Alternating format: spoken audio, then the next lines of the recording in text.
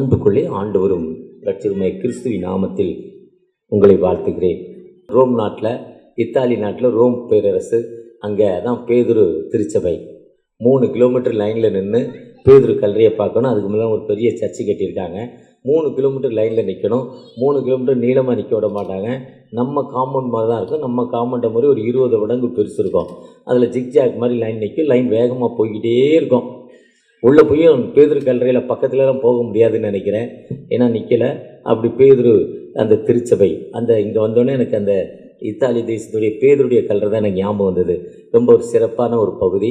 ஆனால் அங்கே ஒரு அரை மணி நேரம் அந்த கேம்பஸில் நின்று ஜெபம் பண்ணிக்கிட்டு இருந்தேன். பேதுரு எப்படி அர்ப்பணிப்போடு பணி செய்தாங்கப்பா, அதை பார்ப்பதற்கு அடியனுக்கு வாய்ப்பை தந்தீங்கப்பா, நன்றி தகப்பனே, நன்றி தகப்பனே. நிறைய பேர் லைனில் நின்று போய் பார்த்தாங்க. ஆனால் எனக்கு அப்படிப்பட்ட ஒரு விருப்பம் இல்லை. லைனில் நின்று அந்த கல்லறையை போய் பார்ப்பதற்கு விருப்பம் இல்லை. பேதுரை பார்க்க முடியாது, கல்லறையை பார்த்து என்ன பண்ண போகிறோம். அங்கேயும் போய் நிற்க விட மாட்டாங்க. ஏன்னா இப்போ எவ்வளோ ஸ்பீடு, 3 கிலோமீட்டருக்கு எடுத்துகிட்டு 22 நிமிஷத்தில் வெளியே வந்துடுறாங்க. 3 கிலோமீட்டர் நடந்து. அப்போ வேகமாக தான் போகணும், அங்கே நிற்க முடியாது. அப்படிப்பட்ட இடத்துல அதில் போப்பு நின்று அங்கே ஒரு தரிசனம் கொடுப்பாராம். அந்த ஜன்னலை காட்டினாங்க. இந்த ஜன்னலை இன்னும் போப்பு மக்களை பார்ப்பார். இன்னும் ஒரு இடத்த காட்டினாங்க. அந்த இடத்தையும் பார்ப்பதற்கு இந்த கேம்பஸ்குள்ளே வந்தோடனே எனக்கு அந்த ஞாபகம் தான் வந்தது, பேதுருடைய ஞாபகம். ஒருவேளை அப்படிப்பட்ட இந்த பேதுரு திருச்சபையாக உங்களை வாழ்த்துகிறேன். உங்களோடு நிற்பதில் ஆண்டவருக்கு நன்றி செலுத்துகிறேன். இந்த நாளில் கூட நமக்கு வாசிக்க கேட்ட பகுதி கிறிஸ்துவை அர்ப்பணித்தல், இந்த பிரசன்டேஷன் ஆஃப் கிரைஸ்ட். ஆண்டவரை அர்ப்பணித்தல், பிரசன்டேஷன் ஆஃப் கிரைஸ்ட். ஆண்டவற்றை நம்ம எப்படி அர்ப்பணிப்போடு கடந்து போகிறோம். அருமையான நல்ல டெக்ஸ்ட் மீன் நல்ல 1 சாமுவேல் 9ஆம் அதிகாரம். அன்னாள் தனக்கு பிள்ளை இல்லை. அந்த பிள்ளை பிறந்த பிறகு அவன் எல்கானா கூப்பிடுறாரு, வா நம்ம போய் ஆலயத்தில் நன்றி செலுத்தணும். அந்த அம்மா சொல்லுது, இல்லை நான் வரல, நீங்கள் போங்க, எனக்கு என் குழந்தைக்கு நான் ஃபீட் பண்ணுறேன். இந்த ஃபீடிங் முடிஞ்ச பிறகு நான் குழந்தைய கொண்டே நான் ப்ரெசென்ட் பண்ணுவேன்னு சொல்லி அந்த அம்மா எல்கானா கணவனோடு ஆலயத்துக்கு வரமாட்டேன்ருச்சு. வீட்டில் ஃபீட் பண்ணி அந்த குறிப்பிட்ட நாள் வந்த பொழுது 3 காளைகளை எடுத்துகிட்டு போய் ஆண்டவரை அர்ப்பணித்து ஆண்டோடைய சன்னிதானத்தில் அந்த ஊழியத்துக்கு ஒப்பு கொடுக்குறப்போ அப்போ அங்கே ஏலிங்கிற ஒரு தீர்க்கதரிசி தான் இருக்காங்க. சரியான தீர்க்கதரிசி இல்லை. மக்களுக்கும் கடவுளுக்குள்ள நல்ல ஒரு பாலம் இல்லை. அந்த நேரத்தில் சாமியலுங்கிற ஒரு தீர்க்கதரிசி, அர்ப்பணிப்பான ஒரு தீர்க்கதரிசி. தேசத்தில் நல்ல ராஜா இல்லை. நல்ல ராஜா வேணும் என்பதற்காக சவுலை ஆண்டவர் தெரிந்து கொள்கிறார். சவுலோ ஆண்டோடைய சத்தத்துக்கு கீழ்ப்படியல. ஆனால் சவுல் நல்ல மனிதனாக இருக்கிறாரு. அந்த வசதி வாய்ப்புகள் வந்த பொழுது அவர் ஆண்டோடைய சத்தத்துக்கு உபே பண்ணலை. நீ என் சத்தத்திற்கு கீழ்ப்படிவாயானால், உபாகம் 4ஆம் அதிகாரம் 30ஆம் வசனத்தில் சொல்கிறாரு, கர்த்தரை தேடுங்கள் என்று 4:29 சொல்கிறாரு. 4:30 நீ சத்தத்துக்கு கீழ்ப்படிவானால் நான் உன்னை அழிக்காமல் என் உன் பிதாக்கள் கொடுத்த ஆணையின்படி உன்னை பாதுகாப்பேன் என்று உபாகம் 4:29-30 சொல்கிறாரு. எப்படி கரெக்டாக நீங்கள் சொல்லுங்கன்னா, நேற்று என்னுடைய வாக்கு தத்துவத்துடைய மெசேஜ் அது. ஆண்டோடைய சத்தத்துக்கு கீழ்ப்படியில. ஆனால் முதல்ல கீழ்ப்படுகிறார், பின்னால் கீழ்ப்படிதால் ராஜபாரியம் போயிடுச்சு. ஆனால் யாரை ராஜாவாக தெரிந்தெடுக்குன்னு பார்க்குறப்போ ஆடுகளுக்கு பின்னாக எப்படின்னா, ஒரே ஒரு ஆடு ஒரு குறிப்பிட்ட வயசுக்கு அப்புறம் அது பிரியாணிக்கு தான் உதவும், வேறு எதுக்குமே இல்லை. நல்ல சூப் வச்சு குடிக்க போகிறோம். ஆனால் அந்த ஆட்டை பாதுகாக்கக்கூட, மரித்து போகிற ஒரு ஆட்டை பாதுகாக்கக்கூட சிங்கங்களுக்கு பயப்படாமல், கரடிக்கு பயப்படாமல் கொடுத்த வேளையில் சரியாக இருந்தார் தாவீது. ஒரு 2-3 வருஷம் கழிச்சு நல்ல பிரியாணி, கிறிஸ்மஸ் அன்னைக்கு இல்லை ஈஸ்டர் அன்னைக்கு நல்ல பிரியாணி, இல்லை வீட்டில் விருந்தாள் வந்த அன்னைக்கு நல்ல பிரியாணி, ஏதோ அதுக்கு தான் உதவ போகுது. ஒருவேளை அதுலேயும் பிரியாணிக்கு உதவ போகிற ஆட்டு கூட தன் உயிரை பணைய வைத்து சிங்கங்கள் கரடியுடைய வாயிலிருந்து அதை தப்பி வைக்கிறார். கொடுத்த வேலை அதுதான். ரோமர் 12ஆம் அதிகாரத்தில் அசதியாயிராங்கள், ஜாக்கிரதையாயிருங்கள், ஆவியில் அனலாருங்கள், நம்பிக்கையிலே சந்தோஷமாயிருங்கள், உபத்திரத்திலே பொறுமையாயிருங்கள். 11:12 சொல்வார். 12:12 சொல்லிட்டு உங்கள் அன்பு மாயமற்றதாயிருப்பதாக. அந்த மாயமற்ற அன்பு தான் சங்கீதம் 118:1 கடைசி. கர்த்தரை துதிங்கள், பிரைஸ் டு தி லார்ட், கர்த்தரை துதிங்கள், அவர் நல்லவர், அவர் கிருபை என்றும் உள்ளதுன்னு சொல்றார். நம்ம எப்ப கர்த்தரை துதிக்கிறோமோ கர்த்தருடைய கிருபை என்றும் உள்ளது. உங்கள் சரீரை பரிசுத்தமா நீங்க வைத்துக் கொண்டு கர்த்தரை துதிங்கள். ஏன்னா அவர் நல்லவர். சங்கீதம் 118 அவரே சீயோனுக்கு தலைக்கல் சொல்றாரு. 118 ரொம்ப அருமையான சங்கீதம். அந்த சங்கீதம் எப்படி நம்ம அப்படி கர்த்தரை துதிக்கிறப்பதான் அந்த மக்கள் சொல்றாங்க, அங்க யாரு இயேசு கிறிஸ்துவ விருத்த சேதனம் பண்ணுவதற்கு 8ஆம் நாளின் படி அந்த முதல் ஆண் பிள்ளை விருத்த சேதனம் பண்ணப்பட்டு ஆண்டவருக்கு ஒப்பு கொடுக்கணும். அது நியாயப்பிரமாணம். அந்த நியாயப்பிரமாணத்தின்படி அந்த அம்மா மரியாள் அம்மா அந்த குழந்தையை ஏந்திக்கிட்டு அந்த சர்ச்சுக்குள்ள போறப்போ அந்த சிமியோன் சொல்றார், ரட்சியத்தின் சந்தோஷத்தை எங்கள் கண்கள் கண்டது. அந்த விடுதலைக்காக, மீட்பிற்காக, ரட்சியத்தின் சந்தோஷத்தை எங்களுடைய கண்கள் கண்டதுங்கிறார். எவ்வளவு அருமையான வார்த்தை பாருங்க. ஒருவேளை ஆண்டவர் உங்களை நீங்கள் நாம ஆண்டவர்கிட்ட இப்ப அர்ப்பணிக்க வந்திருக்கிறோம். அர்ப்பணிக்க வந்திருக்க உங்களை என்னை பார்த்து ஆண்டவர் கேட்கிறார், அந்த ரட்சணிப்பின் சந்தோஷத்தை for mine eyes have seen the listen சொல்றார். ரட்சத்தின் சந்தோஷத்தை என் கண்கள் கண்டதுங்கிறாரு. நம்ம அப்படிப்பட்ட புறஜாதிகளுக்கு அதை விட பெஸ்டா சொல்லார். 2:30 லூக்கா 2:30 பிரஜாதிகளுக்கு பிரகாசிக்கிற ஒளி. அதுதான் சவுல்ங்கிற பவுல சொல்றப்போ, நீ புறஜாதிகளுக்கு ராஜாக்களுக்கும் அறிவிக்கப்பட தெரிந்து கொண்ட பாத்திரம். அப்போஸ்தலர் 9 சொல்றார், செலக்டட் இன்ஸ்ட்ருமெண்ட், நான் உன்னை செலக்ட் பண்ணியிருக்கேன். ஒருவேளை அர்ப்பணிப்பு என்பது ஆண்டவற்றை அர்ப்பணிக்க வந்திருக்கிற நீங்கள் நானும் நம்முடைய அர்ப்பணிப்பு எப்படி? அந்த அர்ப்பணிப்பு தான் அருமையா சிட்டி மிஷனுடைய கோஆர்டினேட்டர் அன்பு சகோதரர் தோற்றம் வந்தோன்னு சொன்னார், ஐயா 2 காணிக்கைன்றார். இன்னைக்கு 2 காணிக்கை எங்கள் கோயில, எங்கள் கோயிலில் 2 காணிக்கை தான். அதெல்லாம் ஒரு வேலை, அதெல்லாம் ஒரு டெக்னிக்கு. போடுறது போட போகிறான், அது வேற. இது ராணி சைடு தான் கொண்டு வந்தார். Our local search fund LCA பிடிப்பார். அந்த தூத்துக்குடி திருநெல்வேலி தம்பிமார் 2 பேர் இருக்கான், அவனை கேட்டால் சொல்லுவான். Local church fund, local church ஃபண்ட்னா வர்ற காணிக்கையில் ஒரு பகுதியை நம்ம வச்சுக்குவோம். அது ட்ரெஸரு, ஐயரு, செக்ரட்டரி, திருச்சபை மூத்த மக்கள், திருச்சபை வளர்ச்சிக்காக ஜெபம் பண்ணுறது. ஜென்ரல் ஃபண்டு அதில் 60 விழுக்காடு டைசிஸு கொடுக்கணும். வர்றதில் 60 விழுக்காடு டைசிஸு கொடுத்துட்டு கரண்ட்டு, மெயின்டெனன்ஸு, செக்ஷனு, கோயில் குட்டி, என்னை மாதிரி வந்து போகிறவங்களுக்கு டிஃபன், டீ, பிறகு டீயே. இப்போ டீயே எல்லாம் குறைஞ்சது 1000 ரூபாய்க்கு கம்மி யாரும் வாங்குறது இல்லை. ஏன்னா அங்கி துவைக்கிறதுக்கு 700 ரூபா. அது ஒரு அங்கி வாஷ் பண்ணி கொடுக்கறதுக்கு 700 ரூபா. 1000 ரூபா கொடுத்தாலே மேலே கீழே பார்க்குறாங்க, என்னையா 1000 ரூபா, அப்போ எங்களுக்கு ஒன்றுமே இல்லையா? ஆனால் அவங்களுக்கு என்ன சொல்கிறாருன்னா, ஆர்டினேஷனில் அந்த ஆர்டினேஷன் ஃபங்க்ஷனில் அர்ப்பணிப்பு அழகாக சொல்கிறாங்க. திருநிலைப்படுத்துதல், இன்னைக்கு எழுதியிருக்க திருநிலைப்படுத்தல் எழுதியிருக்காரு. அந்த ஆர்டினேஷனை திருநிலைப்படுத்தல், ஊழியத்துக்கு ஒப்பு கொடுக்குறது, எந்த எதிர்பார்ப்பு இல்லாமல். அப்போ குறைஞ்சது ஐயருங்க 2, என்னை மாதிரி ஐயருங்க 2000 ரூபாய்க்கு கம்மியாக எதிர்பார்க்கறதில்ல. தோத்திரம் எனக்கு காணிக்க வேண்டாம், நான் சொல்கிறேன். 2000 ரூபாய்க்கு கம்மியாக எதிர்பார்க்கறது இல்லை. 2000 ரூபாய்க்கு கம்மியாக கொடுத்தாலும் யூஸ் ஆகிறது இல்லை. இப்போ நான் தண்டையார்பேட்டிலேருந்து வர்றேன், 30 கிலோமீட்ரு, 6 லிட்டர் டீசலு இல்லை 6 லிட்டர் பெட்ரோலு, அப்புறம் அங்கி துவைக்கிறதுக்கு 500 ரூபா, துவைச்சி போடுறதுக்கு 500 ரூபா ஆகுது. அயன் பண்ணி துவைச்சி போட. இல்லை நானே வேலை இல்லைன்னா துவைச்சிக்கலாம், எனக்கு நிறைய வேலை இருக்கனால துவைக்க முடியாது. அப்போ இதை ஒரு கணக்கு போடுங்களேன். ஆனால் திருநிலைப்படுத்தல் இந்த எதிர்பார்ப்பு இல்லாமல் வரணும். இதுதான் ஊழியம். அந்த எதிர்பார்ப்பு இல்லாமல் ஆண்டுடைய சன்னிதானத்தில் அர்ப்பணிப்போடு மீட்புக்காக புறஜாதிகளை பிரகாசிக்கிற ஒளிங்கிறாரு. அந்த 2ஆம் அதிகாரம் அந்த சிமியோன் அந்த அன்னாள் திரும்ப திரும்ப வாசிக்கிறப்போ ஒவ்வொரு நிலையிலும் அது புதுவிதமான கருத்துக்களை சொல்லிக்கொண்டே இருக்கும். புது புது கருத்து. 84 வயது அந்த அம்மா சொல்றாங்க, ஃபார் ரெமடியேஷன் டு ஜெருசலேம், எருசலேம் மீட்புக்காக நாங்கள் காத்திருந்தோம். எங்களுடைய அடிமைத்தின் அந்த ரட்சணத்தை எங்களுடைய கண்கள் கண்டது. எந்த ரட்சணியம்? கடைசி வியாழன் மெஞ்ஞானபுரத்தில் அசன பண்டிகை, தூத்துக்குடியில் மெஞ்ஞானபுரத்தில் அசன பண்டிகை. எவ்வளோ பறிக்கையா சோறு பொங்குனேன்னு கேட்டேன் அந்த குருவானவரை. போன வருஷம் நான் மெசேஜ் கூப்பிட்ருந்தாங்க. ஐயர் நம்ம ஜோஸ் ஐயர் மாதிரி, அவர் ரொம்ப ஃப்ரெண்டு. ஜோஸ் ஐயர் மாதிரி அவர் ஒரு ஃப்ரெண்டு. எனக்கு ரொம்ப சண்டை போட்டு நீ மெசேஜ் கூப்பிட்டு போயிட்டார். அதுக்கப்புறம் நிறையா இந்த வருஷத்தில் 2-3 இந்த முதல் மாதமே 4-5 பேர் ப்ரோக்ராம். மெஞ்ஞானபுரம் ஊருக்காரங்க யாராவது ஒருத்தர் 2 பேர் இருப்பீங்க. கோயிலை சுற்றி சிமெண்ட் தர கிடையாது, மண் தான் இருக்கும். கோயிலை சுற்றி, கோயில் காம்பவுண்ட் மட்டும் இல்லை, கோயிலை சுற்றி 4 தெரு இருக்கும். 4 தெருவுலேயும் மண் தர தான் இருக்கும். எதுக்குன்னு கேட்டேன். கடல் மண் மாதிரி இருக்கும். இது இங்கே வந்த அந்த ஐயர்வாள் கால் வைத்த பூமி, அதனால் அதை நாங்கள் என்ன பண்ண மாட்டோம், மாற்ற மாட்டோம்.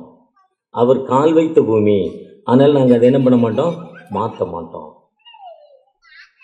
அவர் தான் அந்த அங்கே வந்து சண்டே ஸ்கூல், அந்த தெருவுக்கு அந்த ஊரை நல்லா அமைக்கிறார். மெய்ஞானபுரத்தை நேர்த்தியான சர்ச்சு.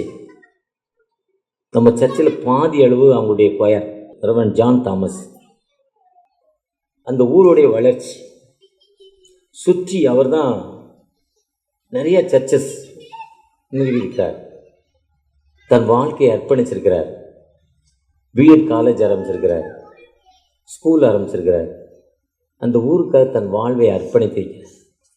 அங்கேருந்து வெள்ளான் விளை என்எம்எஸ் உடைய ஃபவுண்டர், ஐஎம்எஸ் உடைய ஃபவுண்டர், சிஎஸ்ஏ உடைய ஃபவுண்டர், சிஎன்ஏ உடைய ஃபவுண்டர், முதல் ஒய்எம்ஸ் உடைய ஜெனரல் செக்ரட்டரி விஎஸ் அசரியா சாமுவேல் பிஷப், முதல் இந்திய மண்ணை சேர்ந்த ஒரு மனிதர் பிஎஸ் அசரியா சாமுவேல் பிஷப், முதல் இந்திய மண்ணை சேர்ந்த ஆயர், முதல் இந்திய மண்ணை சேர்ந்த மிஷினரி, ஃபஸ்ட்டு மிஷினரி அவர் தான்.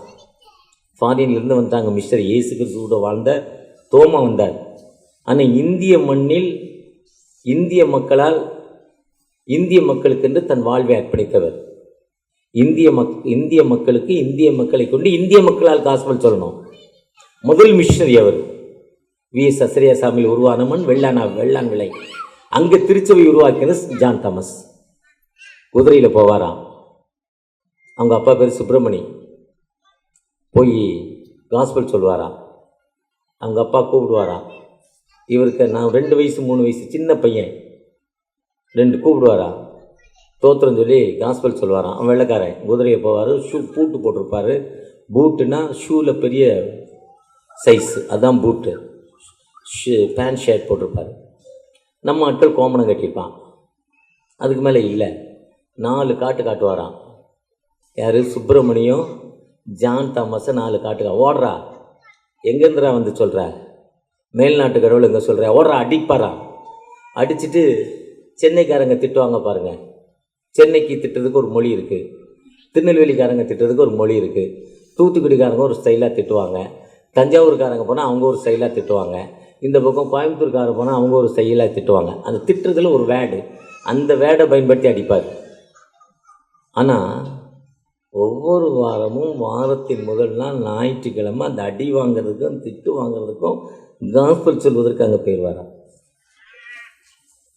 போன வருஷம் பிப்ரவரி 12 ஐஎம்எஸ்லேருந்து ஆண்டு விழாக்காக ஒரு ஸ்கிரிப்ட் போட்டிருந்தாங்க. அந்த ஐஎம்எஸ் மீடியாவில் இருக்கவங்ககிட்ட அது இருக்கும். அதில் சொல்லியிருக்காங்க, அவங்க ஒவ்வொரு வாரமும் போய் அடி வாங்குவார். குதிரையில் போய் குதிரையை விட்டுட்டு காஸ்பல் சொல்லுவார், காஸ்பல்ட்டு அடி வாங்கி தான் வருவார் ஜான் தாமஸ். அதை அந்த பையன் பார்க்குறான், அசரியா சாமியில் பார்க்குறாரு. Who is this? யார் இந்த மனுஷன்? வர்றான், டிப்டாப்பாக இருக்கார், ஷூட்டு கோட்டெலாம் போட்டிருக்காரு. நாங்களும் படிக்காத பரதேசி. எங்கள் ஐயாட்ட வந்து நின்று எங்கள் ஐயாட்ட ஏதோ சொல்கிறேன். எங்கள் ஐயா 4 காட்டு காட்டுறாரு, சொல்லி அடிக்கிறாரு. வாங்கிட்டு போகிறான். யார் அது? பார்க்குறாரு, தன்னை அர்ப்பணிக்கிறார். அதுதான் விஎஸ் அசரியா சாமுவேல். அதுக்கப்புறம் ஹாஸ்டலில் போய் படிக்க ஆரம்பித்து ஃபஸ்ட்டு ஒய்எம்சிஏ ஜெனரல் செக்ரட்டரி, இந்திய மண்ணை சேர்ந்தவர். யூத் யங்மென் கிறிஸ்டின் அசோசியேஷன் வேர்ல்டு லெவலில் உள்ள ஒரு நிறுவனம் ஒய்எம்சிஏ. அதில் ஃபஸ்ட்டு இந்தியாவுக்குரிய ஜெனரல் செக்ரட்டரியாக மாறுறார். பின்னால் இலங்கை போகிறாரு. ஒவ்வொரு நாளும் ஒரு ஊருக்கு போய்கிட்டு இருப்பார். இலங்கைக்கு போயிருக்கப்போ இலங்கை கடற்கரையில் நடக்கிறாரு.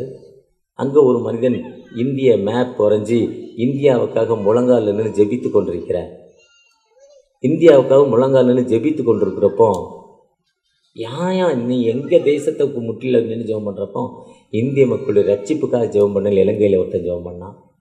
என் மக்களுக்கு, என் சகோதரனுக்கு, என் ஒய்ஃபுக்கு, என் அண்ணனுக்கு, என் தம்பிக்கு விடுதலை கொடுப்பதற்கு எவனோ ஒருத்தன் ஜெபம் பண்ணுமா, நான் ஏன் ஜெபம் பண்ணக்கூடாதுன்னு தன் வாழ்வை ஒரு மிஷனரியாக அர்ப்பணிக்கிறார்.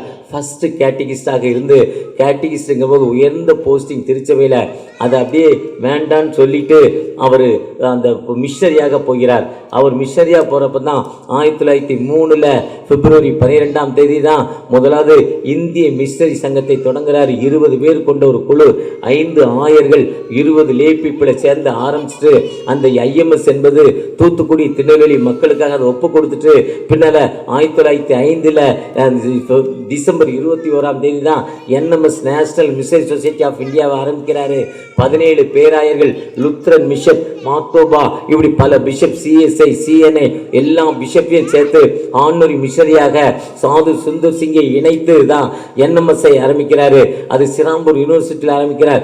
எல்லா மக்களும் யூனிட்டி, ஒன்றுபட வேண்டும், எல்லா மக்களுக்கும் காஸ்பல் இந்திய மக்களால் சொல்லப்படுங்கிற பெரிய நோக்கத்தோடு அதை ஆரம்பிக்கிறார். தன் வாழ்வை அர்ப்பணிக்கிறார்.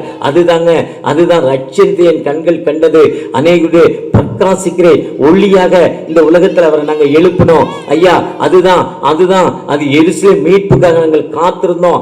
அந்த காத்திருப்பு, அந்த அர்ப்பணிப்பு தாங்க இயேசு கிறிஸ்து. ஒருவேளை அந்த இயேசு கிறிஸ்து சொல்றார், நீங்கள் புறப்பட்டு போய் சகல ஜாதியும் சீஷராக்கி பிதா குமாரன் பரிசுத்தாவியும் ஞானஸ்தானம் கொடுங்கள், உலகத்தில் முடிவு பரியந்தம் நான் உங்களோடு இருப்பேன் சொன்ன ஆண்டவர், ஒருவேளை நீங்கள் நானும் பிரகாசிக்கிற ஒளியாய், அர்ப்பணிக்கிற ஒளியாய், ஐயா மீட்புக்காக, பிறருடைய மீட்புக்காக நம் வாழ்வை அர்ப்பணிக்கிற மக்களாய் காணப்படுகிறோமா?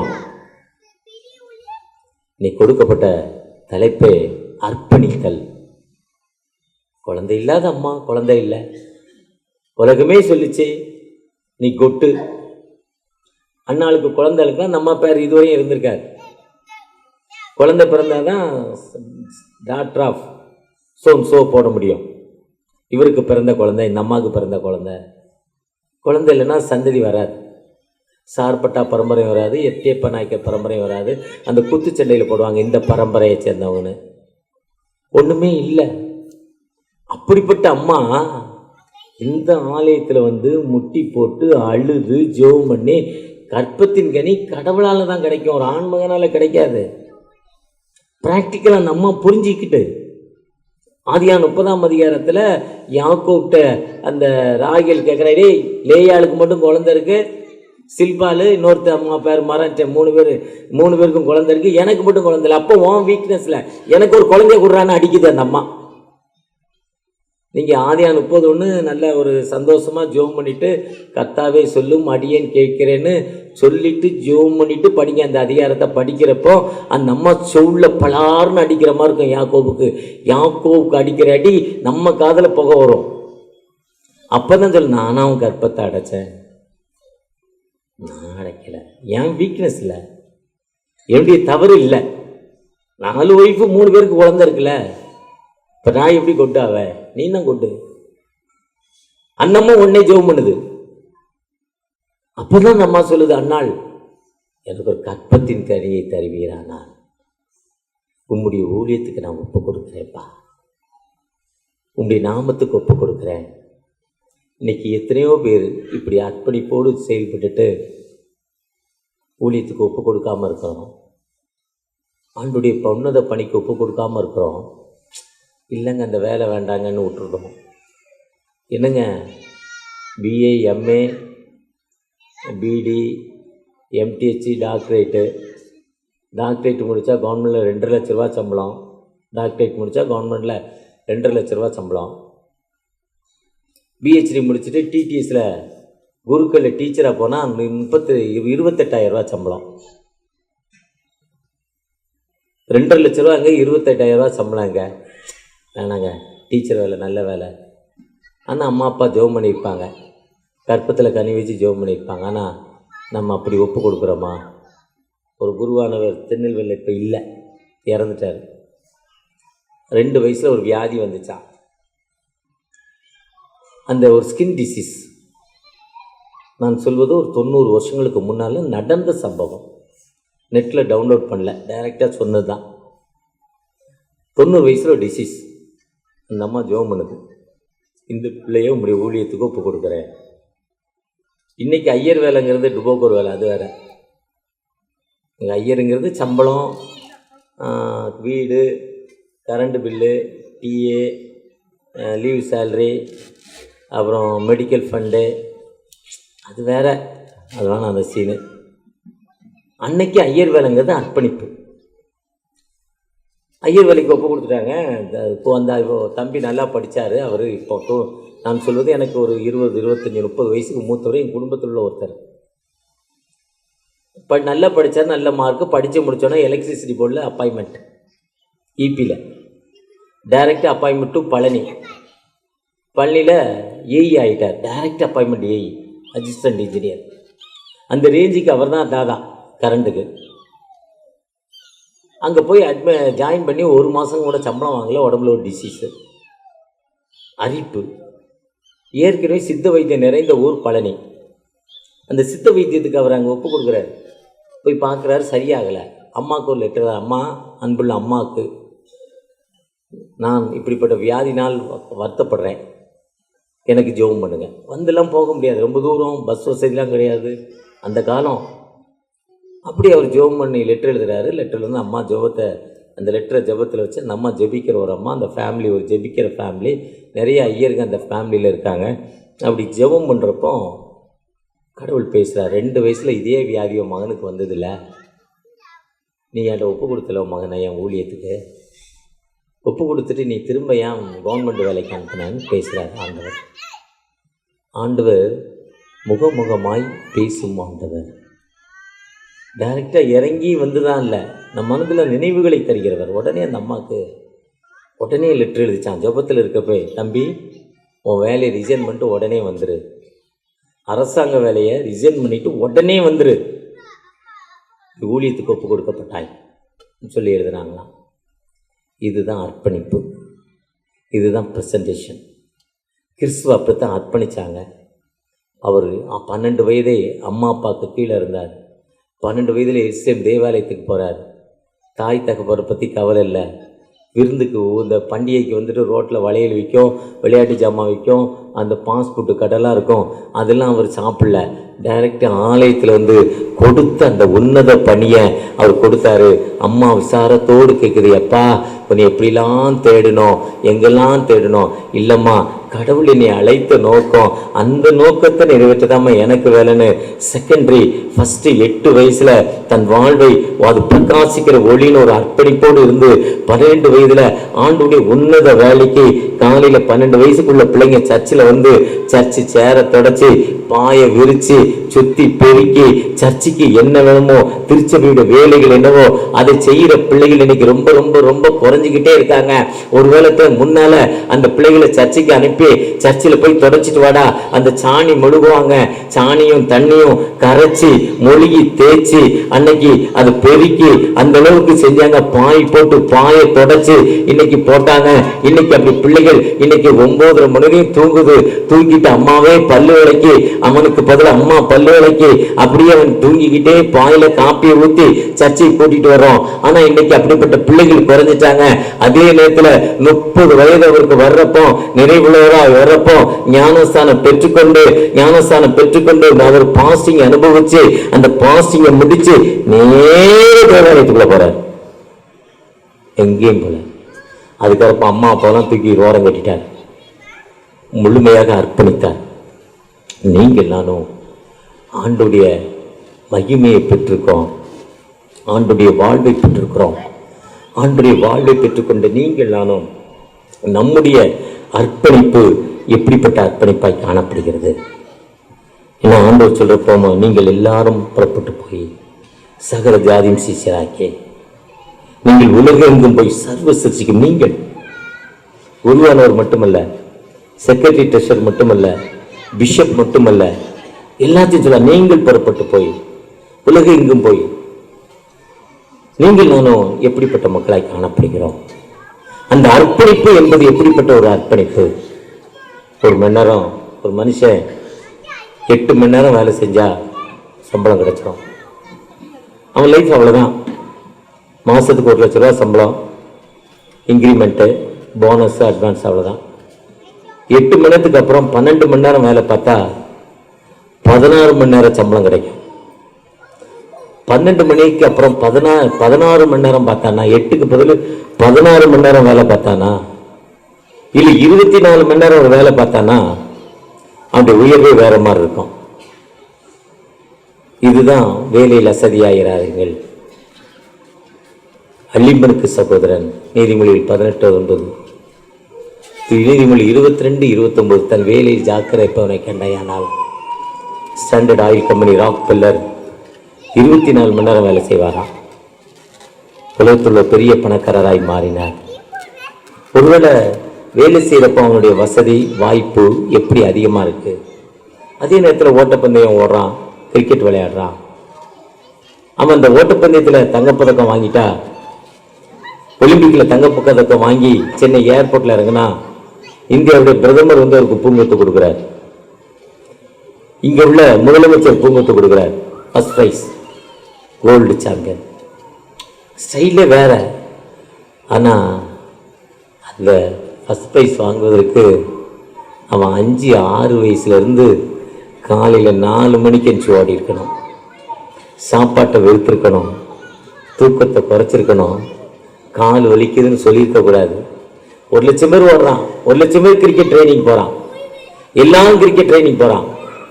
ஆனால் கடந்த நாளில் ஒரே ஒரு தமிழ்நாட்டை சேர்ந்த கிரிக்கெட் வீரருக்கு ஆஸ்கர் அவார்டு கொடுத்தாங்க. 26ஆம் தேதி ஒரு அவார்டு அவருக்கு சொன்னாங்க. அவர் இந்த கிரிக்கெட்ல வின் பண்றதுக்கு எவ்வளவு போராடி இருப்பார். அவருடைய வாழ்க்கை அர்ப்பணிப்பு எப்படிப்பட்ட ஒரு அர்ப்பணிப்பு. எல்லாரும் அரசியல் இருக்காங்க. வெள்ளை வெட்டி வெள்ளை சட்டை போனோம். முந்தா நாள் ஒருத்தர் அரசியல் வந்து ஒரு பொம்பளை மேல கை வச்சுட்டு எல்லா 4 பொம்பளைங்க தொடப்ப கடையில் அடிச்சா பட்டு பட்டு பட்டு பட்டுன்னு. ஆனா அதே அரசியல்வாதி இன்னைக்கு நம்முடைய அரசியல்வாதி இந்திய தேசத்துடைய பிரதமரா இருக்கிறார், தமிழகத்துடைய முதலமைச்சரா இருக்கிறார். அதே அரசியல்வாதி தான். கலைஞர் தன் வாழ்க்கையை சொல்றப்போ ஒரு டீ கிடைக்காதான் திருவாரூர்ல. சமூக பணி, உழைப்பு, அந்த உழைப்பு இன்னைக்கு உலக அளவில் பெரிய பணக்காரர். 3வது தலைமுறை அவர் பேர இன்னைக்கு முதலமைச்சராக போறார். திருவாரூருடைய லைஃப் என்பது குவளை. யாராவது ஒரு டீ வாங்கி கொடுப்பாங்களா? இருந்தாலும் தனக்கு இருக்கிற திறமையை பயன்படுத்தி பயன்படுத்தி பயன்படுத்தி பயன்படுத்தி காலத்துக்கு ஏற்ற மாதிரி ஆண்டோடைய அந்த உண்மையா வேலை செய்ததால வாழ்க்கையில ஒரு முன்னேற்றம் கிடைச்சது. எந்த அரசியல்வாதி தூர பார்வையோடு முதலமைச்சர் ஆகணும், கவர்னர் ஆகணும், தூர பார்வையோடு போறானோ, எந்த தீர்க்கதரிசி தூர பார்வையோடு டிஜிஎஸ் தினகரன் மாதிரி, பில்லி கிராகம் மாதிரி, ஜான் பெனியன் மாதிரி, சார்லஸ் பெர்ஜர் மாதிரி, பிஸ்மித் மாதிரி, ஸ்மித் மாதிரி நான் ஊழியக்காரனா மாறணும்னு எந்த ஊழியக்காரன் தூர பார்வையோடு அந்த தூர பார்வையோடு ஓடுறானோ அந்த மனிதருக்கு ஆண்டவர் உயர்வை தரும் ஆண்டவர். அதுதான் அர்ப்பணிப்பு. கடந்த நாளில் பாஸ்டர் ஏஜி மோகன் ஜனவரி 1ஆம் தேதி அவருடைய சர்வீஸ்ல 50,000 பேராம், 50,000 பேர் ஒரு சர்வீஸ்ல அட்டன் பண்ணாங்க. 50,000 நம்ம கண் கூட பார்க்குற ஒருத்தர். ஆனால் அவருடைய லைஃப்பை பார்த்தீங்கன்னா 60 வருஷத்துக்கு முன்னால சைக்கிள் ஓட்டினார். சைக்கிள் கூட பழைய சைக்கிள், ஓட்ட சைக்கிள். அவர் கூட வேலை செய்வது ஜான் பீட்டர், எங்க கேட்டகிஸ்ட். ஜான் பீட்டர் தான் குரு அவருக்கு, அவர் சிஷியன். ஆனா தன்னை அந்த வாழ்க்கையில் அர்ப்பணித்ததால அவருடைய பெஸ்ட் குவாலிட்டி என்னன்னா, இன்னைக்கு சனிக்கிழமை அவர்கிட்ட ஃபோனில் பேச முடியாது. ஞாயிற்றுக்கிழமை மக்களுக்கு என்ன சொல்லணும் காத்திருந்து ஜெபம் பண்ணுவாராம். அந்த ஜெபத்தோடு போறப்போ இன்னைக்கு எவ்வளோ பெரிய ஒரு சர்வீஸ், எவ்வளோ பெரிய ஒரு வளர்ச்சி. நம்ம நெட்டில் டவுன்லோட் பண்ணல. ஒருவேளை ஜான் தாமஸ் அர்ப்பணிப்போடு பணி செய்ததால அவர் கால் வைத்த பூமியை சுற்றி, இந்த ஊரை சுற்றி, அந்த திருச்சபையை சுற்றி சிமெண்ட் ரோடோ தார் ரோடோ போட அந்த மண்ணு அந்த ஞாயிற்றுக்கிழமை சாயங்காலம் திருச்சபை கூட்டம் பெயர். மெய்ஞானபுரத்துக்காரங்களுக்கு தெரியும் திருச்சபை கூட்டம். 300 பேர் வந்து அந்த மண்ணில் உட்கார்றாங்க. பட்டுச்சேலை கொண்டாந்து வீட்டுல இருந்து பாயோ பெட்ஷீட்டோ கொண்டு வரதில்ல, சேர் கொண்டு வரதில்ல. எல்லாருமே பணக்காரங்க. அந்த மண்ணில் உட்கார்ந்து காஸ்பல் கேட்கிறாங்க திருச்சபை கூட்டத்தில். கடந்த 1ஆம் தேதி 2ஆம் தேதி ஐயர் குருவானுடைய ஜெபக்கூட்டம். ஜனவரி 1ஆம் தேதி குருமனை ஜெபக்கூட்டம். குருமனைனா ஐயர் வீட்டோட ஜெபக்கூட்டம். யார் ஐயர் இருந்தாலும் மக்களுடைய ஜெபக்கூட்டம்னு அதுக்கு நான் மெசேஜ் பண்ணேன். 600 பேர் மண்ணில் வந்து உட்கார்ந்துருக்காங்க. 600 பேர். காரணம் எதுக்கே அந்த மண்ணுன்னா ஜான் தாமஸ் கால் வச்சதுங்க. அர்ப்பணிப்பு வாழ்வு. நம்முடைய அர்ப்பணிப்பு எப்படிப்பட்ட ஒரு அர்ப்பணிப்பாக இருக்கு? நம்முடைய அர்ப்பணிக்கு வலது கைக்கும் இடது கைக்கும் தெரியாத எவ்வளோ மக்கள் ஸ்கூல் இல்லை. இன்னைக்கு நமக்கு நல்ல ஸ்கூல், கல்லூரி, வீட்டு மேலே பஸ்ஸில் ஏறினா காலேஜுக்குள்ளே போய் இறங்கிடுறோம். 1.5 லட்ச ரூபா காசு கொடுத்தா. என்எம்எஸ் பணித்தளம் ஜார்க்கண்ட், அங்கே சிங்கடிங்கிற ஒரு கிராமம் இருக்கு, மொசோபோனிங்கிற ஒரு நகரம், city, taluk head quarter. Pattabiram அளவுலேருந்து 4ல் 1 தான் ஒரு தாலுக்கு ஹெட் குவார்ட்ரு. இந்த பகுதி வளர்ச்சியிலேருந்து 4ல் 5ல் 1 தான் இருக்கும். அங்கே தான் ஒரு ஸ்கூல் இருக்கு. 25 கிலோமீட்டர் ஸ்கூலுக்கு வரான். 25 கிலோமீட்டர். பஸ்ஸு கிடையாது, ஷேர் ஆட்டோ கிடையாது, சைக்கிள் இல்லை, நடந்து வரான். மலைகள் நிறைந்த ஒரு பகுதி, கரடி, யானை, கொடிய விலங்குகள் நிறைந்த ஒரு பகுதியில் நடந்து வர்றாங்க. இன்னைக்கு நான் சொல்வது 15 நாளைக்கு முன்னாடி இந்த ஏரியாவுக்கு போயிருந்தேன். இந்த மக்களுக்கு நம்முடைய அர்ப்பணிப்பு என்ன? அன்னைக்கு ஜான் தாமஸ் வந்ததால, அன்னைக்கு வேதநாயக மசரியை அர்ப்பணித்ததால, சீகன் பால் தன் வாழ்வை அர்ப்பணித்ததால, ஆண்டர்சன் தன் வாழ்வை அர்ப்பணித்ததால நமக்கு எவ்வளோ ஒரு பரிணாம வளர்ச்சி. கவுடி மிஷனரி தன் வாழ்வை அர்ப்பணித்ததில் சுற்றி 60 கிலோமீட்டருக்கு கவுடி ஸ்கூல் ஒரு கலங்கரின் விளக்கமாய் காணப்படுகிறது. நம்முடைய அர்ப்பணிப்பு என்ன? கிறிஸ்துவின் அர்ப்பணிப்பு எந்த மனுஷனையும் பிரகாசிக்கிற ஒளி. அவருக்குள் ஜீவன் இருந்தது, அந்த ஜீவன் மனுஷருக்கு ஒளியா இருந்தது. புறஜாதிகளுக்கு ஒளியை என் கண்கள் கண்டது என்று சொல்றாங்க. ஒருவேளை நீங்கள் நானும் நம்முடைய அர்ப்பணிப்பு பிறருக்கு எப்படிப்பட்ட ஒரு அர்ப்பணிப்போடு கடந்து போகிறோம்? இன்னைக்கு ஒரு பெரிய திருச்சபையில் உட்கார்ந்துருக்கிறோம், பாரம்பரியம் மிக்க திருச்சபையில் உட்கார்ந்துருக்கிற நீங்கள் நானும் நம்முடைய அர்ப்பணிப்பு பிறருக்கு நம்முடைய அர்ப்பணிப்பு என்ன? இன்னைக்கு வலது கைக்கும் இடது கைக்கும் தெரியாத எவ்வளோ மக்கள் வாழ்ந்து கொண்டிருக்காங்க. அந்த மக்கள் மத்தியில் உங்களுக்கு குழந்தை இல்லையா? கண்ணீரோடு ஜெபம் பண்ணி அண்ணாளை போல ஒப்பு கொடுங்க. உங்கள் வாலிய மகன் அவங்க சொன்னது கேட்கல, உலக பிரகமாக இச்சைகளில் அடிபட்டுட்டான், அந்த இச்சைகளில் அவன் ஃபெயிலியர் ஆகிட்டான். வாழ்க்கை நல்லா படிக்க வச்சிங்க, வாழ்க்கையில் ஃபெயிலியர் ஆகியிருக்கான். அந்த பிள்ளை மேலே தலையில் கை வச்சு தூங்குறப்போ, இந்த பிள்ளைய இந்த ஊழியத்துக்கு ஒப்பு கொடுக்குறேன்ப்பா, உங்களுடைய ஊழியத்திற்கு ஒரு மிஷனரியாக ஒப்பு கொடுக்குறேன்ப்பா, இந்த பிள்ளைக்கு நல்ல பழக்கத்தை தாங்கன்னு அந்த வாலிய பிள்ளைகளுக்கு அவங்க ஜெபம் பண்ணுங்க. ஜெபம் பண்றப்போ ஆண்டவர் அந்த பிள்ளைக்கு ஒரு விடுதலை கொடுக்கும் ஆண்டவர், அந்த பிள்ளைகளுக்கு நல்ல வாழ்வு கொடுக்கும் ஆண்டவர். அல்ல ஐயா, இல்லை நான் போற அந்த ஊழியத்திற்கு வயதான காலத்துல, ரிட்டைர்மெண்ட் காலத்துல ஆண்டவருடைய உன்னத பணியை செய்ய நான் போறேன், எனக்கு பென்ஷன் 30,000 ரூபாய் வருது, இதை மனைவிட்ட கொடுத்துட்டு நான் உங்களுடைய ஊழியத்தை செய்ய போறப்பா, டிராக்ஸ் மூலமாகவோ இல்லை ஒரு சுவிசேஷ பணி மூலமாகவோ ஒரு மிஷன் மூலியமாகவோ நான் உங்களுடைய உன்னத ஊழியத்துக்கு ஒப்பு கொடுக்கிறேன். எப்படிப்பட்ட ஊழியத்தை செய்ய நீங்க ஒப்பு கொடுத்து பாருங்க. அர்ப்பணிப்பு எப்படிப்பட்ட ஒரு பிரசன்டேஷனை ஆண்டவருக்கு ஒப்பு கொடுக்க போறீங்க. எப்படி ஆண்டவர் கடந்த வாரத்தில் கொடுத்த வாழ்க்கையில இந்த காணிக்கையை நான் போட்டேன், இப்ப 2வது இவ்வளவு காணிக்கை போட போறேன்னு ஒரு பிக்ஸ் பண்ணி வச்சுட்டீங்க. உங்க பாக்கெட்ல ஒரு 50 ரூபாயோ 100 ரூபாயோ 500 ரூபாயோ 1000 ரூபாயோ 5000 ரூபாயோ பிக்ஸ் பண்ணி ஒரு காணிக்கை 2வது காணிக்கை பிக்ஸ் பண்ணி தான் நீங்க வந்திருக்கீங்க. முதல் காணிக்கை பிக்ஸ் பண்ணி போட்டுட்டீங்க. ஆனா அதே நேரத்துல என்னுடைய அர்ப்பணிப்பு, எந்த அர்ப்பணிப்பு ஐயா, அந்த குழந்தை மறந்த போது அந்த குழந்தை மட்டுமல்ல 3 மாடுகளை எடுத்துக்கொண்டு நிவாரண பலியாக கொண்டு போய் எல்லாவற்றையும் அந்த தாய் ஒப்பு கொடுத்தாங்க. ஒருவேளை அந்த குழந்தையை ரட்சணத்தை கண்கள் கண்டதுன்னு அந்த மரியாள் அம்மா அந்த கண்களை பார்க்கிறப்போ மொத்தமா அவ்வளவு வேதனையின் மத்தியில அந்த குழந்தையை ஒப்பு கொடுத்தாங்க. தாவீது அதை கடந்து போகிற ஆட்டுக்காக தன் வாழ்வை ஒப்பு கொடுத்தாரு. அப்படிப்பட்ட ஒப்பு கொடுக்கப்பட்ட பக்க நீங்கள் நானும் நம்முடைய உங்கள் அன்பு மாயமற்றதா இருப்பதாக ரோமர் 12:12 சொல்றார். உங்கள் அன்பு மாயம் இல்லைங்க, ஏமாத்திர அன்பு இல்ல. உங்கள் சரீரை பரிசுத்தத்துக்கு தெய்வ பலிக்கு ஒப்பு கொடுங்க. பிரபஞ்சத்திற்கு ஒத்த விஷயம் தெரியாமல். ஒருவேளை நம்முடைய அர்ப்பணிப்பு என்ன? திருச்சபையில செயலரா இருக்கீங்க, பொருளரா இருக்கீங்க, சர்ச்சு பில்டிங் பண்ட் மூலம் பல கோடி சேர்த்து வச்சிருக்கீங்க. இன்னைக்கு எவ்வளோ மக்கள் உணவு இல்லாமல் இருக்காங்க, தொழுது கொள்ள ஆலயம் இல்லாமல் மரத்தடியில் வாழ்கிறாங்க. இந்திய நம்முடைய டேஸில் சென்னை பேராயத்தில் மரத்தடியில் நிறையா மக்கள் இருக்காங்க. பணத்தை சேர்த்து வைக்கிறதை விட செலவு பண்ணுங்க, சர்ச்சு கட்டி கொடுங்க. இந்த செக்ரட்டரி சேர்த்து வைப்பீங்க, இப்போ இருக்க செக்ரட்டரியும் ஜோஸ் ஐயரும் சேர்த்து வைப்பீங்க, அடுத்து வர செக்ரட்டரியும் அடுத்து வர ஐயரும் சேர்ந்து மொத்தமாக செலவு பண்ணிட்டு போயிடுவாங்க. இதுதான் நடந்துக்கிட்டு இருக்கு. நம்முடைய அர்ப்பணிப்பு என்ன? தாசபவன் திருச்சபை மூலம் வருஷத்துக்கு எத்தனை சர்ச், எவ்வளோ மிஷன் ஊழியம், எவ்வளோ அர்ப்பணிப்பு.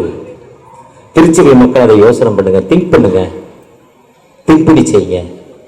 வேற எங்கேயும் கொடுக்காதீங்க. உங்க மூலம் உங்க திருச்சபையில நீங்களே கேட்டுங்க. உங்க இன்ஜினியரை வச்சு நீங்களே இந்த ஒரு எத்தனை கிராமங்கள் ஜோசையருக்கு தெரியும், மரத்தடியில் இருக்காங்க நிறைய மக்கள். யார் வீட்லயே உட்காந்து ஆராதனை பண்ணிக்கொண்டு இருக்காங்க. இன்னொரு மக்கள் அவங்க வீட்டில் ஆராதனை நடக்கிறதால நாங்கள் அவங்க வீட்டுக்கு வர முடியாம, கீழ் ஜாதி நாங்கள் மேல் ஜாதி என்று இன்னொரு கூட்ட மக்கள் ஆலயத்துக்கு வர முடியாம இருக்காங்க. என் கண் கூட பார்த்து கொண்டிருக்கிறேன். நம்முடைய அர்ப்பணிப்பு என்ன? நான் கடந்த நாளில் பிஸ்கில்லா ஆயிரம்மாவுடைய பேனியோட தங்கை ஆலயத்துக்கு போயிருந்தேன். ஒரு உட்கிராமம் 22 சென்ட் வாங்கியிருக்காங்க. 16 சென்ட் வழிக்கு வாங்கினாங்களாம். ஏழை மக்கள் சொந்த காசில் வாங்கியிருக்காங்க. யாராவது சர்ச்சை கட்டி கொடுப்பாங்களான்னு ஏக்கத்தோடு நிற்கிறாங்க. முந்தா நாள் கன்வென்ஷனுக்கு போயிருந்தேன். 2.5 மணி நேரம் ட்ராவல் பண்ணி ராத்திரி நான் போவது ரொம்ப காலதாமதமாக போனேன். ஏக்கத்தோடு அந்த மக்கள் காத்திருக்காங்க. ஒருவேளை இப்படிப்பட்ட திருச்சபைகள் நிறையா இருக்குது. நம்முடைய அர்ப்பணிப்பென்ன? ஒரு விசை கூட ஆண்டவரை நோக்கி பார்ப்போமா? என்னுடைய அர்ப்பணிப்பென்ன? என்னுடைய அர்ப்பணிப்பென்ன? ஆண்டவரை நோக்கி பார்ப்போமா? உண்மை நோக்கி எங்களை அர்ப்பணிச்சிருக்கிறோம்ப்பா. நான் உங்களுடைய வார்த்தையை மேலே வர வர வர என்னுடைய வேதனைகளை சொல்லி, என்னுடைய பலவீனங்களை சொல்லி, எனக்குள்ள இருக்க அந்த ஸ்டோன் என்னை விட்டு போகுமானால், நான் அநேக இடங்களில் ஆண்டவர் எனக்கு விடுதலை தந்தார். அந்த ஸ்டோன்லேருந்து எனக்கு விடுதலை தந்தார். நான் சாட்சி சொல்வேன்னு ஒரு சகோதரி அர்ப்பணிப்போடு உங்கள் ஊழியத்துக்கு ஒப்பு கொடுத்துருக்காங்கப்பா. ஒரு மகள், என் பிள்ளை படிக்கலை, ஞாபக சக்தி இல்லை, மறந்து போகுது, அவன் நீட்டில் பாஸ் பண்ணணும், அவன் எம்பிபிஎஸ்ஸாக மாறணும், டாக்டராக மாறின பிறகு உங்களுடைய ஊழியத்தை செய்ய கிராமங்களில் ஒரு டாக்டரை ஒப்பு கொடுக்குறேன்னு ஒரு அன்பு குடும்பத்தார் தன் மகளை நேரத்தில் ஒப்பு கொடுத்துருக்காங்கப்பா. அர்ப்பணிச்சிருக்காங்க. தகப்பனை பிரசன்ட் பண்ணியிருக்காங்க. உங்களுடைய ஊழியத்துக்கு ஏற்றுக்கொள்ளுங்கப்பா. அந்த பிள்ளைக்கு ஒரு ஞானத்தை கொடுங்க, ஞாபக சக்தியை கொடுங்க, படிக்கிற தன்மை, தேவ கிருபை, மனித தயவு அந்த பிள்ளை மேலே இறங்க நீங்கள் கிருபை செய்யுங்க தகப்பனை. ஒரு வாழ்க்கையில் தோல்வி, பிஸ்னஸில் முன்னேற்றம் இல்லை, என் சகோதரெலாம் முன்னேறிக்கிட்டு இருக்காங்க, நாங்கள் முன்னேற முடியல, வாழ்க்கையில் முன்னேற இல்லை, வாழ்க்கையில் எங்களுக்கு முன்னேற்றமான பாதை இல்லை. ஏன் நாங்களும் அவங்கள மாதிரி தானே பிஸ்னஸ் ஆரம்பித்தோம், நாங்களும் அவங்கள மாதிரி தானே சென்னைக்கு வந்தோம், எங்கள் வாழ்க்கையில் ஏன் முன்னே இல்லை? உண்மையில் உண்மை நோக்கி ஒரு கேள்வி கேட்டுக்கொண்டிருக்காங்கப்பா. ஒரு விசை கூட தகப்பனே கேள்வி கேட்ட அந்த பிள்ளைக்கு தகப்பனே, உண்மையாய் உன் பேரை ஜீவ புஸ்தகத்தில் உண்மையாய் என்று எழுதிடுவார். அந்த உண்மையாய் தன் வாழ்வை தன் ஊழியத்தில் வர ஒரு பெரும் பகுதியை அநேக மிஷனரி சப்போர்ட் தகப்பனே, அநேக ஏழை பிள்ளைகளுக்கு திருச்சபையின் வளர்ச்சிக்கு, திருச்சபையோடு இணைந்து புதிய சர்ச்சையுடைய கட்டுமான பணிக்கு தன்னை அர்ப்பணிக்கிறேன். இனி இந்த நாள்ல இருந்து வர்ற வருமானத்துல ஒரு பங்கை, முதல்ல வர்ற பங்கை நான் ஆலயத்தோடு இணைந்து ஒரு திருச்சபை கட்டுவதற்கு, ஒரு மிஷன் ஊழியங்களோடு இணைந்து ஒரு மிஷன் சப்போர்ட் கொடுக்க போறப்பா. எனக்கு ஒரு வளர்ச்சியை தாங்க, என்னை நான் அர்ப்பணிக்கிறேன்னு அவர் அர்ப்பணித்துக் கொண்டிருக்காங்க. ஒரு சகோதரர் ஜெபித்துக் கொண்டிருக்காங்க. வாழ்க்கையில பின்தங்கின நிலைமையில முன்னேற்றமான பாதையில நாங்கள் சென்னைக்கு வந்து 70 ஆண்டுகள் ஆயிடுச்சு. நானும் என் சகோதரர் ஒன்னாதான் வந்தோம். ஆனா என் சகோதரர் உயர்ந்த நிலையில இருக்காங்க, நாங்க அப்படி இல்ல. நாங்க கஷ்டத்துல வேதனையில இன்னும் தண்டல் பைனான்ஸ் வாங்கிட்டு இருக்கோம். எனக்கு அப்படிப்பட்ட நிலைமை வேண்டான்னு ஏக்கத்தோடு ஒரு சகோதரர் ஜெபித்துக் கொண்டிருக்காங்க. அந்த சகோதரருக்காக, அந்த சகோதரருடைய விடுதலைக்காக, அந்த சகோதரருடைய நல்வாழ்விற்காக ஜெபிக்கிறோம் தகப்பனே. ஒரு அன்புக்குரிய சகோதரர், நானும் அவரும் ஒன்னாதான் படிச்சோம் காலேஜ் வரையும். ஆனா இன்னைக்கு அவர் PA to collector, IPS rank போயிட்டாரு, IAS ரேங்க்கு போயிட்டாரு, IAS டிகினிட்டி IAS ரேங்க் போயிட்டாரு. நானும் ஒரு குமஸ்தாவாக ஒரு கிளர்க்காவே இருக்கேன். என் வாழ்க்கையில் எனக்கு முன்னேற்றம் இல்ல. 2 பேரும் ஒன்னாதான் இருந்தோம், ஒரே ஜாதிக்காரங்க தான், ஒரே நிலைமை தான். ஆனா எனக்கு விடுதலையில ஏக்கத்தோடு சகோதரர் ஜெபித்துக் கொண்டிருக்காங்க.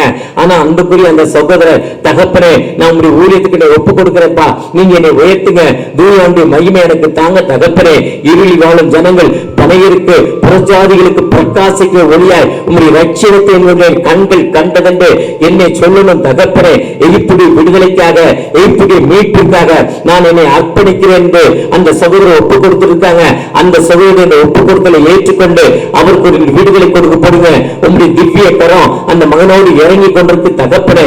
ஒரு விசை கூட தகப்பனே. ஐயா, எத்தனையோ பேபி தகப்பனே, எத்தனையோ குழந்தை அபார்ஷன் ஆகி கொண்டிருக்கு. எனக்கு அபார்ஷனா 3-4 குழந்தை அபார்ஷன் ஆயிடுச்சு. ஆனா இப்ப குழந்தை நிக்கலையே, எனக்கு வயது ஆகி கொண்டிருக்கு, எனக்கு ஒரு குழந்தை பைக்கியத்தை தர மாட்டீங்களா?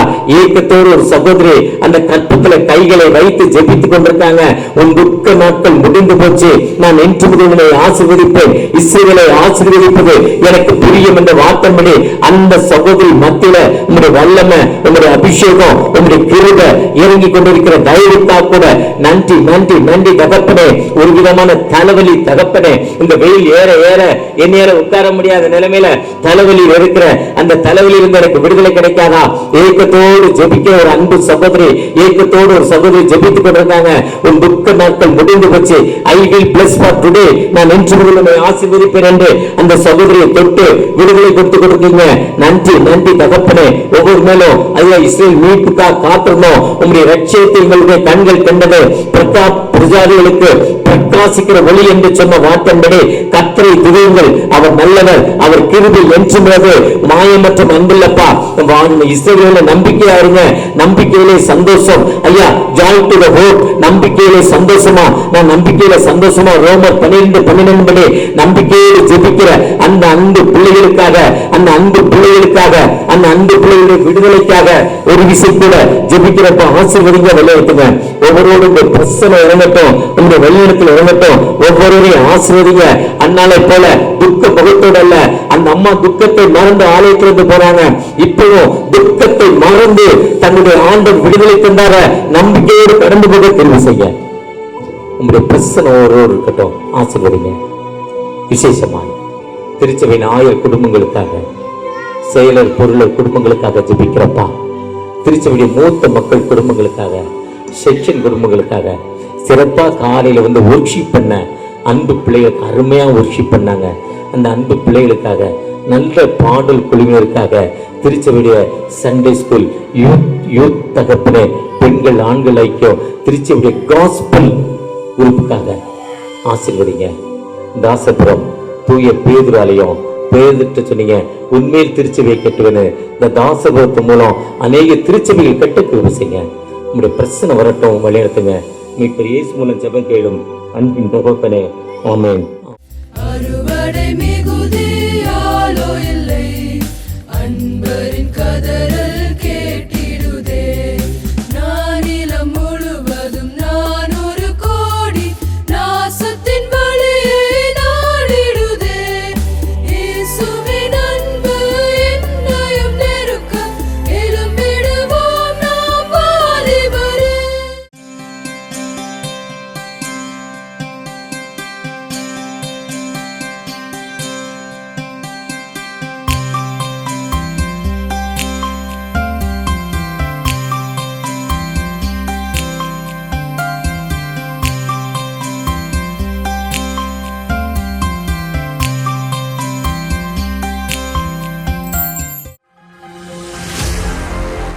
இன்றைய வேத வசனம் உபாகமம் 28 அதிகாரம் 5 வசனம். உன் கூடையும் மாப்பி செய்கிற உன் தொட்டியும் ஆசீர்வதிக்கப்பட்டிருக்கும். ஆமென். Today's Bible verse, Deuteronomy chapter 28 verse 5. Blessed shall be your basket and your kneading bowl. Amen.